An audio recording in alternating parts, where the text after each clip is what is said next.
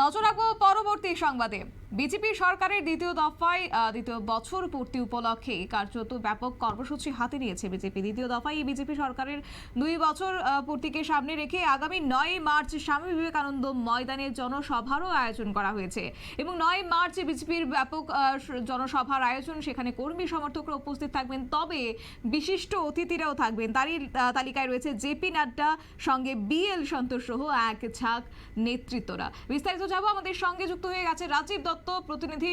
রাজীব, কি জানতে পারছো এবং এই জনসভাকে কেন্দ্র করে কাদের উপস্থিতি রয়েছে এই আগামী 9 মার্চ?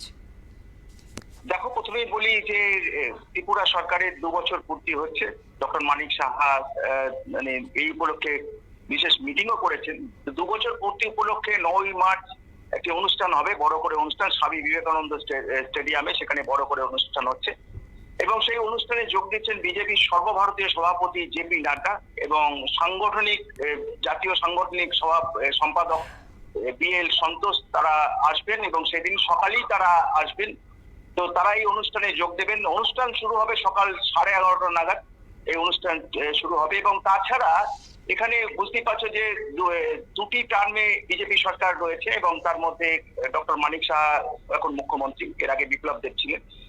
তো এই অনুষ্ঠান নিয়ে যাতে সাফল্য, বিজেপির যে সাফল্য, বিজেপি এই দুটোটা সরকারের টার্মে কি কাজ করেছে এবং 2 বছরে ডক্টর সাহা কি কাজ করেছেন, সমস্ত বিষয়গুলো কিন্তু কর্মীদের সামনে তুলে ধরা হবে এবং সেগুলোকে আরো গ্রাম স্তরে যাতে মানুষের কাছে পৌঁছে দেওয়া যায় সেই নিয়ে একটি প্রচার চালানো হবে। এবং সেই সঙ্গে আগামী দিনে যে ট্রাইবাল ডেভেলপমেন্ট কাউন্সিলের যে অটোনমাস ট্রাইবাল ডেভেলপমেন্ট কাউন্সিল 2026 হওয়ার কথা, সেই সামনে রেখে তিনি বিজেপি কর্মীদের সঙ্গে সাংগঠনিক বৈঠক করবেন কিভাবে। কারণ এখনো পর্যন্ত যে আমরা জানি যে বিজেপি রাজ্য সভাপতি তিনি ঘোষণা করেছেন যে ওখানে তীব্রমতা পার্টির সঙ্গে তারা যৌথভাবে লড়বেন, কিন্তু ইতিমধ্যে জানো যে তীব্রমতা পার্টির সঙ্গে একটা বিরোধও তৈরি হয়েছে।